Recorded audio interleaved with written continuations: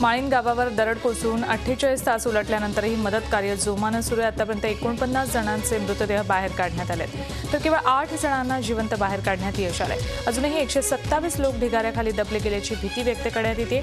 एनडीआरएफच्या टीमचे 360 जवान बचाव कार्यात व्यस्त आहेत। बचाव कार्य पूर्ण होण्यासाठी आणखी 36 तास लागतील।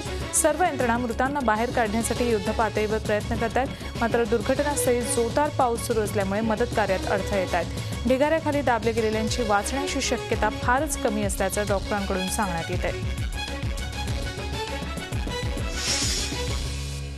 केंद्रीय गृहमंत्री राजनाथ सिंह यांनी काल माळीण गावाला भेट दिली। त्यावेळी त्यांनी मृतांच्या नातेवाईकांना प्रत्येकी 2 लाखांची मदत जाहीर केली।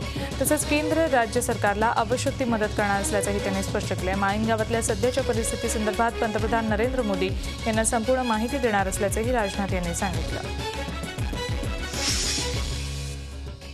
माजी केंद्रीय कृषी मंत्री आणि राष्ट्रवादी काँग्रेस अध्यक्ष शरद पवार यांनीही गुरुवारी माळीण गावात झालेल्या दुर्घटनास्थळाला भेट दिली। सुरू असलेल्या शोधकार्याची माहितीही शरद पवार यांनी घेतली। त्यानंतर पवार यांनी मनसर इथल्या रुग्णालयातल्या जखमींचीही भेट घेऊन विचारपूस केली। माळीण दुर्घटनेनंतर सरकार खडबडून जागं झालं। अशा प्रकारच्या आपत्तींचा मुकाबला करण्यासाठी केंद्र सरकारच्या राष्ट्रीय आपत्ती प्रतिसाद दलाच्या धर्तीवर महाराष्ट्रासाठी स्वतंत्र राज्य आपत्ती प्रतिसाद दलाच्या 2 तुकड्या स्थापन करण्यात येणार आहेत। राज्य मंत्रिमंडळाच्या काल झालेल्या बैठकीत हा निर्णय घेण्यात आला। त्यासाठी 428 पदं निर्माण करण्यात येऊन ती मुख्य सचिवांच्या अध्यक्षतेखाली उच्चस्तरीय समितीमार्फत भरण्यात येतील। माळीण गावात घडलेल्या दुर्घटनेत मृतांची संख्या 49 वर पोहोचली। लोकसभेतही सत्राच्या सुरुवातीला माळीण दुर्घटनेतल्या मृतांना श्रद्धांजली वाहण्यात आली। देशातली ही सर्वात दुर्दैवी घटना असल्याचंही काही खासदारांनी यावेळी म्हटलंय। माळीणची दुर्घटना घडल्यानंतर राज्य सरकारला जाग आली आहे। ज्या दरडींपासून झोपडपट्ट्यांना धोका आहे अशा ठिकाणी संरक्षक भिंत बांधण्याचा निर्णय राज्य सरकारनं घेतलाय। तर ज्या ठिकाणी संरक्षक भिंत बांधणं शक्य नाही अशा झोपडीतल्या रहिवाशांचं तात्पुरतं स्थलांतर करण्याचा निर्णयही मंत्रिमंडळाच्या बैठकीत घेण्यात आलाय। माळीणचं पुनर्वसन करण्यात येणार असल्याची माहिती पतंगराव कदम यांनी दिली। माळीण गावातलं मदत कार्य संपण्यापूर्वीच या दुर्घटनेवरून राजकारण सुरू झालं। केंद्र सरकारनं तातडीनं मदत केली, मात्र राज्य सरकार या घटनेबाबत गंभीर नसल्याचा आरोप शिरूरचे शिवसेनेचे खासदार शिवाजीराव आढळराव पाटील यांनी केला। राज्य सरकारच्या डोंगर सपाटीकरणाच्या योजनेमुळेच ही दुर्घटना घडल्याचा आरोप त्यांनी केला। ढिगाऱ्याखाली अडकले आहेत, त्यांना शोधण्यासाठी कसून प्रयत्न सुरू आहेत। ढिगाऱ्याखाली अडकलेल्यांना शोधण्यासाठी एनडीआरएफनं डॉग स्क्वॉड तैनात केलाय। मृतदेहांचा शोध प्रशिक्षित कुत्र्यांच्या मदतीनं घेतला जातोय। आतापर्यंत 8 जणांना वाचवण्यात आलंय, यापैकी 5 जणांचा शोध या प्रशिक्षित कुत्र्यांनी लावलाय। माळीणमध्ये निसर्गाच्या कोपामुळे अनेकांचे प्राण गेले असले तरी निसर्गाच्याच चमत्कारानं 8 तास ढिगाऱ्याखाली दबलेलं 3 महिन्यांचं छोटं बाळ वाचलंय। निसर्गाच्या रुद्रावतारापुढे बचावलेला हा रुद्र मनसरच्या रुग्णालयात उपचार घेतोय।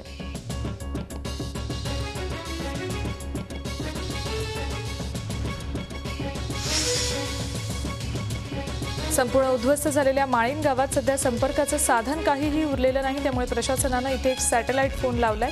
या फोनवरून शोधकार्य, अधिकारी, मंत्र्यांचे दौरे याबाबत सॅटेलाइट फोनवरून माहिती दिली जाते। माळीण दुर्घटनेप्रकरणी सदोष मनुष्यवधाचा गुन्हा दाखल करण्यात आलाय। आंबेगावचे तालुका कृषी अधिकारी हिरामण शेवाळे यांच्या विरोधात गोडेगाव पोलिसात हा गुन्हा नोंदवण्यात आलाय।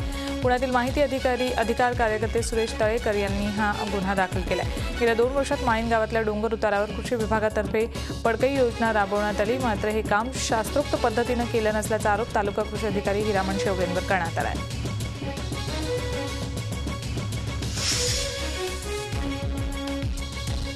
या दुर्घटनेतल्या 18 मृतदेहांवर काल अत्यंत शोकाकुल वातावरणात अंत्यसंस्कार करण्यात आले। निसर्गाचा रुद्रावतार आणि कोप इतका विचित्र की डोंगर कोसळून अख्खं गाव बेचिराग झालं, पण स्मशानभूमी मात्र शिल्लक राहिली आणि त्याच स्मशानभूमीत अंत्यसंस्कार करण्यात आले।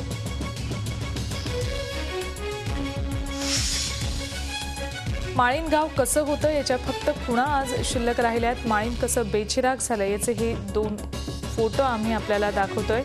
माळीणमध्ये हनुमानाचं मंदिर होतं। या मंदिराच्या बाहेर एक झाड होतं।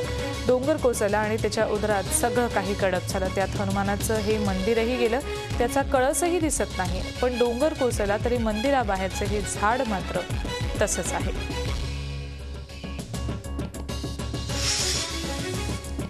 दुर्घटनाग्रस्त माळीण गावासाठी प्रभादेवीच्या श्री सिद्धिविनायक मंदिर ट्रस्टनं मदतीचा हात पुढे केलाय। गावाच्या पुनर्वसनासाठी 50 लाख रुपयांची मदत देण्याची घोषणा ट्रस्टनं केली।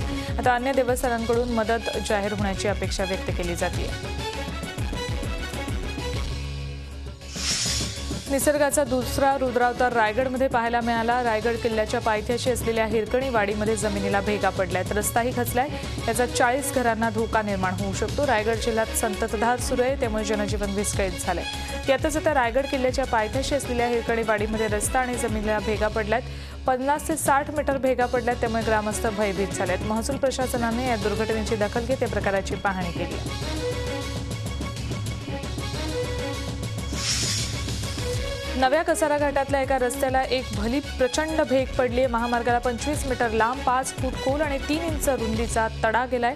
कसारा घाटातल्या या नव्या रस्त्याची बांधणी नुकतीच करण्यात आली होती। पावसामुळे हा भला मोठा तडा गेलाय। हा तडा अपघातालाही कारण होऊ शकतो, तसंच या तड्यामुळे महामार्गालाही धोका निर्माण झालाय।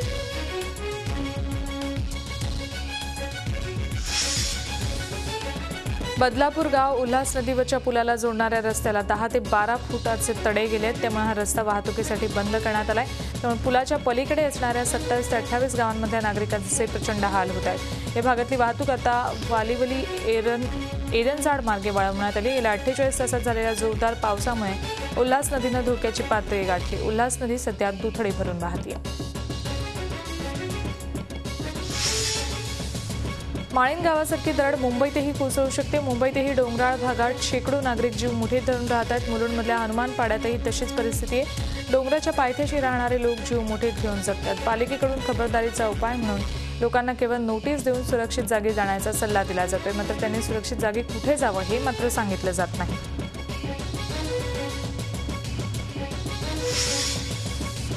पावसानं काल दिवसभर मुंबईला झोडपलंय। मुंबई शहर आणि उपनगरात मुसळधार पाऊस सुरू होता। पावसामुळे वेस्टर्न एक्सप्रेस हायवेवर प्रचंड ट्रॅफिक जाम झालं होतं।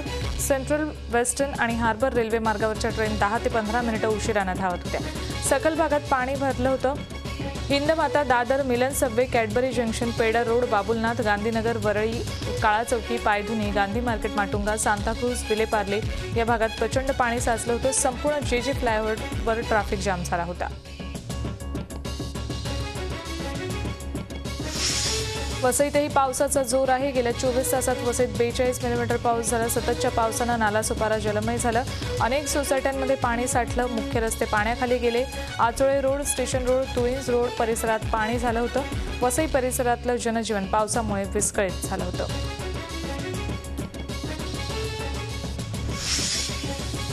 आज नागपंचमी। राज्यासह देशभरात आज नागाची पूजा केली जाते। आज नागांचे भक्त नागांची पूजा करून त्याला दूध पाजतात। शेतकऱ्यांना मदत करणारा मित्र म्हणून नागपंचमीला नागाची पूजा करतात। जंगलं नष्ट होत असल्यानं काही वन्यजीव शहरात येत आहेत। पावसाळ्यात मोठ्या प्रमाणात साप मानवी वस्तीत येतात, पण या सापांना मारण्यात येतं। नवी मुंबईतल्या सर्पमित्र या सापांची सुटका करतात। हायकोर्टानं गावांमध्ये नाग पकडून त्याची पूजा करण्यावर बंदी घातली। ही गोष्ट चांगली असल्याचं मत सर्पमित्रांनी व्यक्त केलं। पालघर या नवीन जिल्ह्याचं उद्घाटन आज मुख्यमंत्री पृथ्वीराज चव्हाण यांच्या हस्ते होणार आहे। ठाणे जिल्ह्याचं विभाजन होऊन पालघर या नव्या आदिवासी जिल्ह्याची निर्मिती करण्यात आली। सध्या या जिल्ह्यात पालघर, वसई, मोखाडा, जव्हार, वाडा, तलासरी, विक्रमगड आणि डहाणू या 8 तालुक्यांचा समावेश आहे। जवळपास 30 लाख लोकसंख्या नव्या जिल्ह्याची असणार आहे। गेल्या कित्येक वर्षांपासून ठाणे जिल्ह्याचं विभाजन होऊन पालघर जिल्ह्याची मागणी प्रलंबित होती।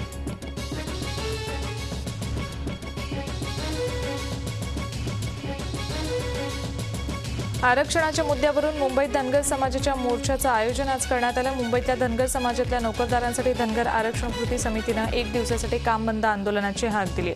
सर्व माथाडी कामगार, मंत्रालय, सरकारी, महापालिका कर्मचारी, खासगी कंपन्या, शिक्षक, भाजी मार्केट यांची ट्रक, टेम्पो चालक, मालक संघटना असे सर्व बांधव आज कामावर न जाता या आंदोलनात सहभागी होणार आहेत। नाशिकमधला कुंभमेळा निर्विघ्न पार पडावा यासाठी साधू महंतांनी काल नाशिकच्या रामकुंडावर गंगापूजन केलं। वर्षभर गोदावरी प्रदूषणमुक्त ठेवण्याचा संकल्पही यात करण्यात आला। या गोदा प्रदूषणमुक्तीचं अभियान आता शाळांमधले स्काउट गाईडचे विद्यार्थी हाती घेणार आहेत। गोदा स्वच्छतेचा मंगल कलश काल ठेवण्यात आला।